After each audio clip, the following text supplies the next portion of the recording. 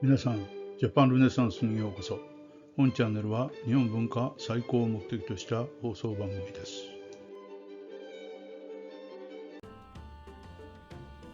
有名なロイボルトの永久機関です。ある方が 3D プリンターを使ってこれを作ってみた。ではその結果の動画をご覧ください。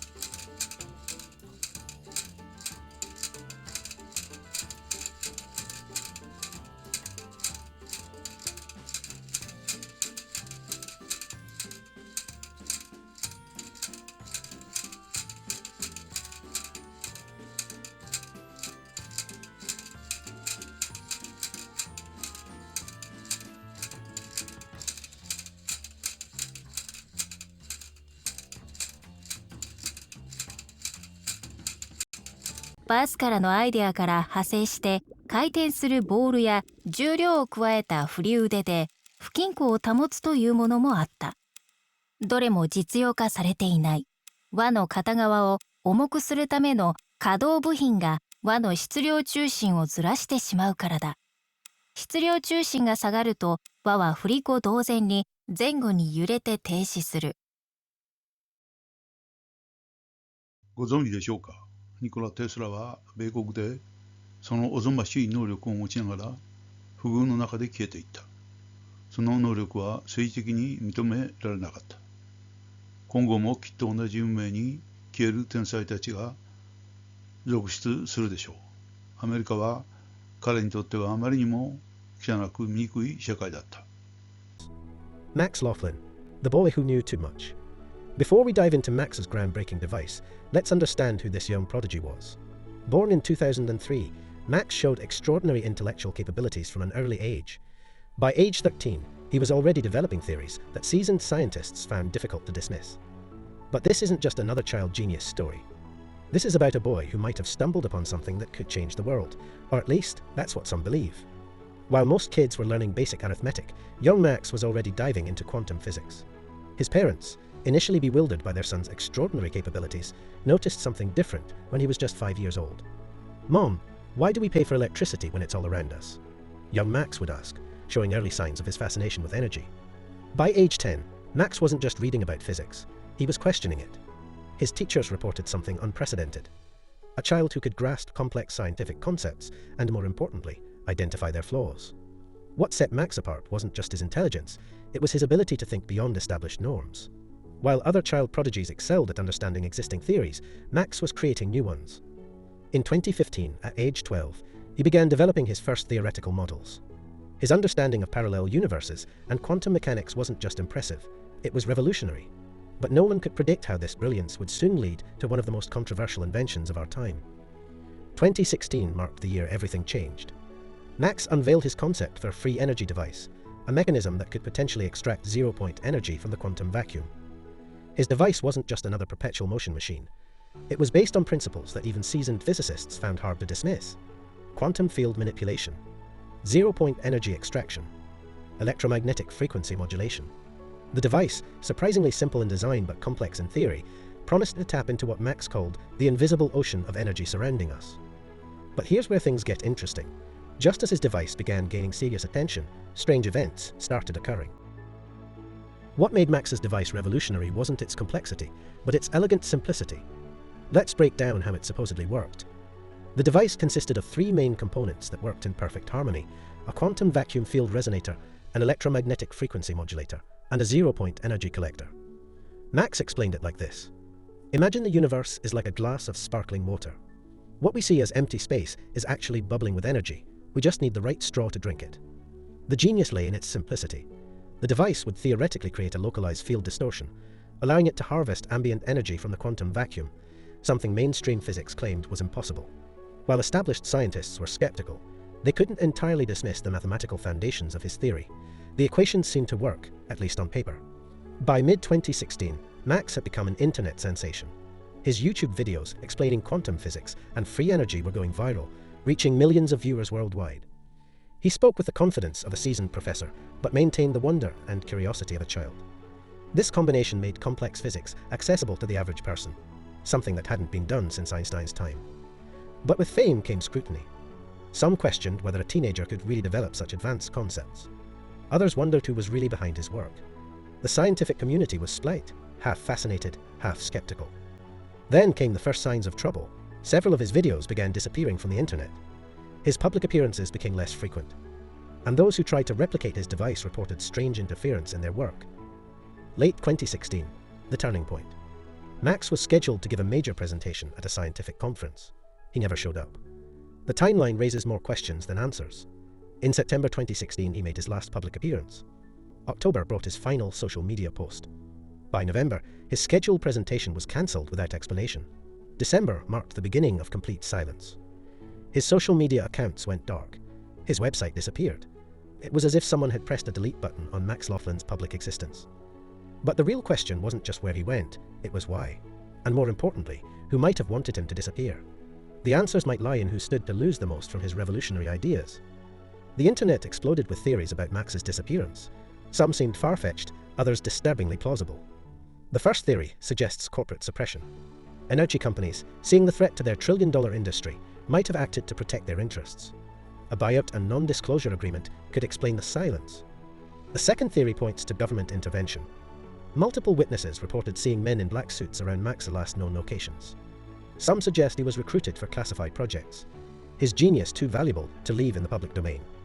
The third, perhaps most hopeful theory, suggests personal choice. The pressure of fame on a 13-year-old boy, combined with his family's desire to protect him, might have led to a voluntary withdrawal from public life. But if this was true, why the sudden nature of his disappearance? After Max vanished, dedicated followers began piecing together what seemed like breadcrumbs he'd left behind. His final interviews contained what some believe were coded messages about the true nature of his discoveries. In his last known recording, he said something that now seems prophetic. The universe doesn't hide its secrets. People do. Sometimes the truth isn't found in what's present, but in what's missing. Strange posts appeared on obscure physics forums for accounts that matched his writing style. They contained fragments of equations, incomplete circuit diagrams, and cryptic references to quantum field theory. Were these Max's attempts to share his knowledge, or elaborate hoaxes? Most intriguing were the reports from independent researchers. Those who tried replicating his work experienced bizarre phenomena, unexplained power surges, equipment malfunctions, and in one case, a complete laboratory blackout that affected an entire city block. 5 years of silence were broken by a single video in 2021, For exactly 3 minutes and 47 seconds, an older Max appeared on screen. He looked different, older, more serious, his childhood enthusiasm replaced by a measured cautiousness. He spoke about quantum mechanics, but his words seemed carefully chosen, almost coded. Energy follows consciousness, he said, and consciousness follows truth. Some truths are better understood in silence. Was this proof he was continuing his work, or a carefully crafted message to those who understood what to look for? Recent developments in quantum physics have started validating some of Max's early theories. The zero-point energy field he described has been detected in laboratories across the world, though harnessing it remains elusive. A team in Switzerland recently published papers describing energy anomalies that align perfectly with Max's original equations. They stopped their research abruptly, citing external factors. No further explanation was given. What's most fascinating is how Max's theories from 2016 seem to predict quantum computing breakthroughs that wouldn't be discovered until years later. It's as if he saw where science was heading before science itself knew. Some scientists now quietly admit, maybe we weren't dealing with just a gifted child. Maybe we were witnessing someone who could see the fabric of reality in a way others couldn't, or weren't allowed to. では、次の動画を見てください。I'm back with a super cool idea. This device can generate energy with Earth's gravity. But how does it work? This is the first version and this is the second version. In this video I will check both versions. Here sees a steel ring and two steel balls sliding on a steel ring. And it is a lever that is connected to the central shaft by means of a hub. Flywheel and foundation. The flywheel does the work of storing energy for when the balls are in the blind spot under power. That is, they are weighted together. Pay attention to this part. In this part, the axis is not in the center. That's why the balls are not balanced together. In this position, the upper ball can definitely produce more force compared to the length of the lever. It rotates the shaft and moves down, and it moves the lower ball up. In this position, the maximum torque is produced, and this force enters the shaft. And the shaft produces rotational force. At this moment, the device needs a force to pass the axis through this force blind spot under power. Well, when the ball was going down, the energy was stored in the flywheel. And now, this energy stored in the flywheel comes with the help of the machine and drives the axis through in this point until the upper ball reached this point, and the lever is at an angle of 45 degrees. At this position, the upper ball moves down again, and the cycle repeats again, but there is one point that when the flywheel is directly connected to the shaft, can it store enough energy at this lower speed? Well, I have an idea to solve this possible problem. My solution is to use a gearbox, and I designed this second version with a gearbox. In this version, the same mechanism is implemented, plus a gearbox. Here, the gearbox causes the flywheel to rotate at several times the previous speed when the ball moves downward. And when the machine is under power, the flywheel comes to the aid of the machine with more force and is easier than the area without force pass.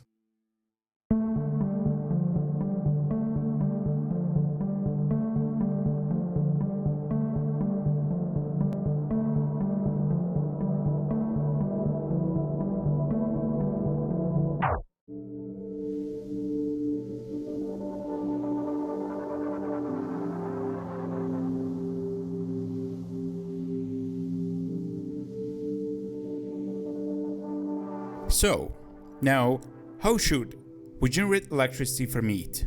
I added a generator to the device and the lamp panels to better understand the mechanism of the generator. And I also made the balls bigger so they can produce more torque, more power.